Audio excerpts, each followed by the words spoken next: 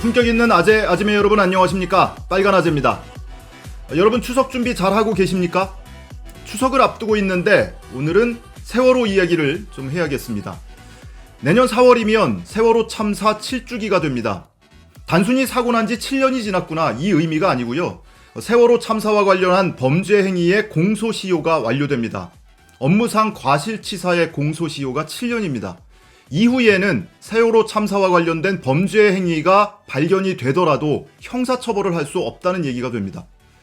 뿐만 아니고 여러 가지 사회적 합의를 통해서 구성이 된 사회적 참사 특별조사위원회, 사참위라고도 부르고 특조위라고도 부르는데요. 이 사참위의 활동 기간이 올 연말이면 끝납니다.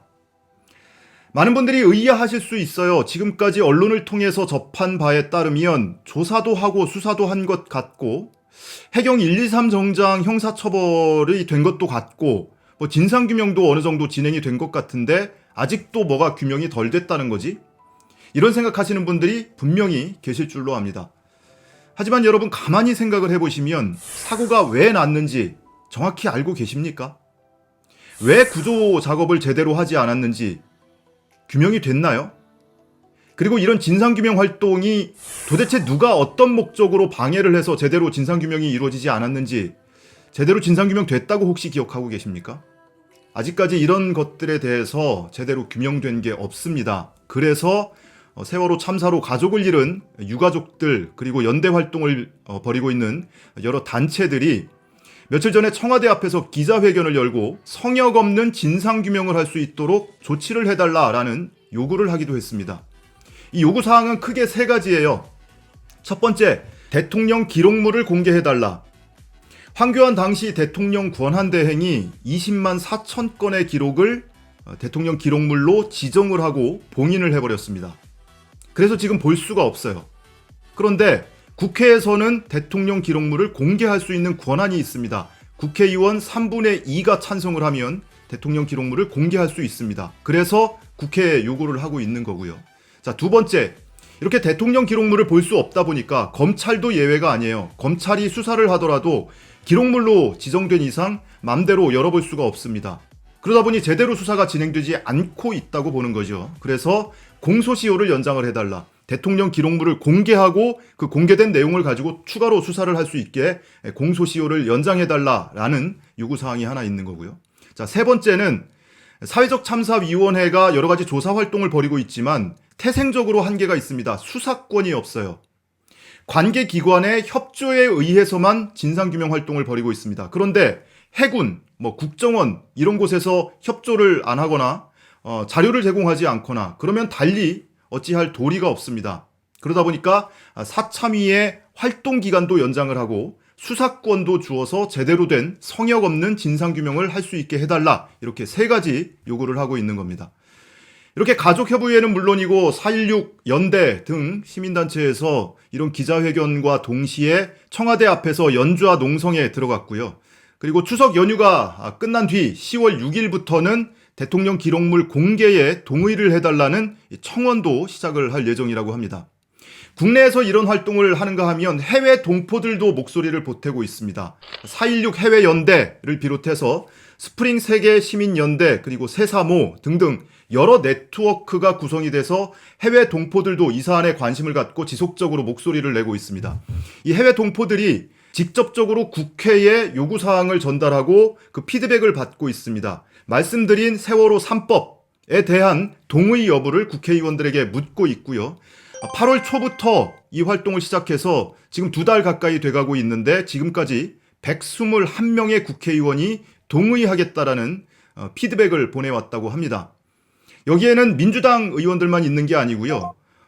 열린민주당 그리고 정의당, 기본소득당 이 야당 의원도 10명이 이미 동의 의견을 보내왔습니다.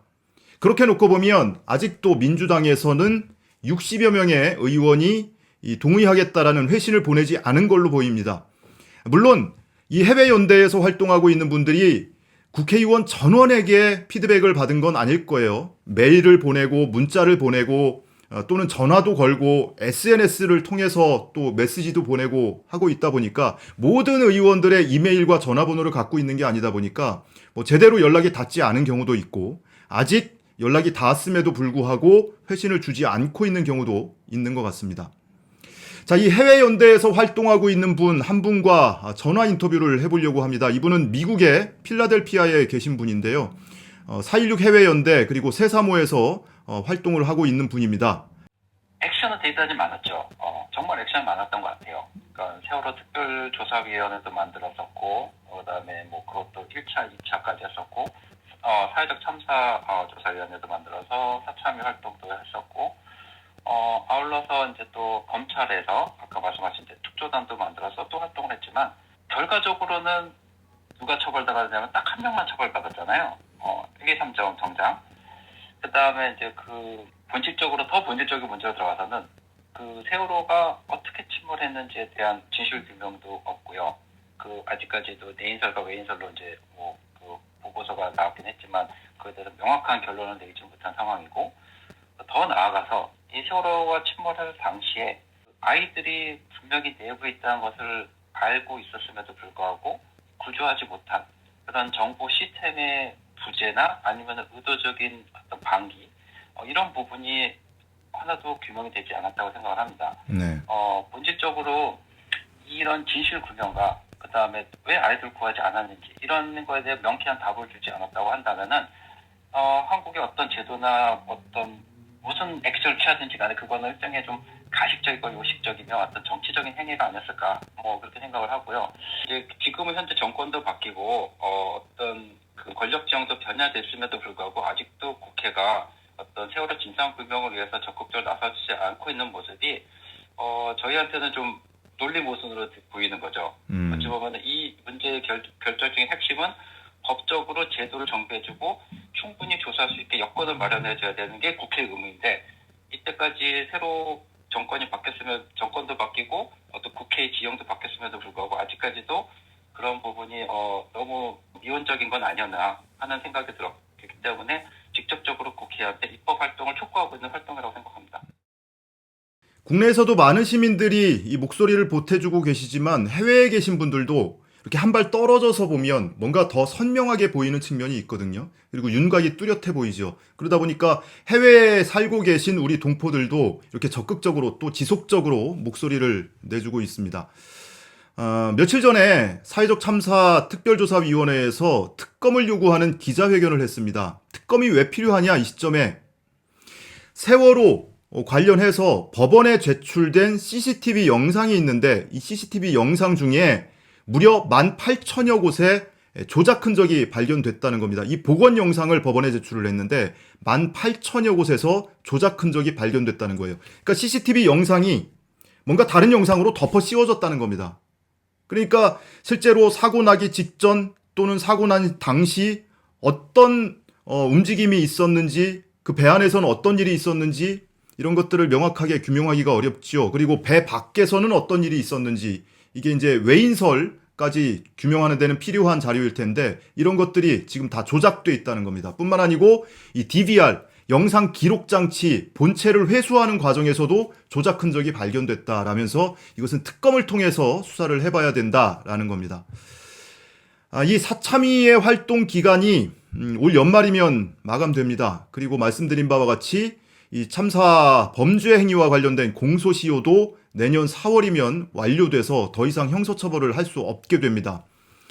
앞서 말씀드린 이 세 가지 법안, 공소시효 연장하는 법안, 그리고 사회적 참사 특별조사위원회의 활동기간을 연장하고 수사권을 부여하는 법안, 이 두 가지에 대해서는 박주민 의원, 민주당 박주민 의원이 법안 발의를 준비하고 있고요. 그리고 대통령 기록물을 공개하도록 결의안에 대해서는 안산단원갑의 민주당 고영인 의원이 준비를 하고 있다고 합니다. 이번 정기국회 중에 처리가 돼야 제대로 된 스케줄대로 이 진상규명 활동 그리고 조사와 수사 활동이 이어질 수 있을 겁니다. 자, 여러분들이 어떤 방법으로 이런 활동에 동참을 할 수 있느냐? 우선 적극적인 방법은 뭐 국회의원, 지역 국회의원 중에 또는 내가 아는 국회의원 중에 전화번호를 안다거나 연락처를 안다면 전화 또는 문자, 또 웬만하면 지금 SNS 다 가지고 있잖아요. 심지어 유튜브 채널도 가지고 있잖아요. SNS나 유튜브 채널 이런 소셜 네트워킹을 통해서 사회적 참사 특별조사위원회 활동기간 연장, 공소시효 연장, 그리고 수사권 부여, 그리고 대통령 기록물 공개 이런 것들을 요구하는 이런 제한, 압박 활동을 할 수도 있을 것 같고요.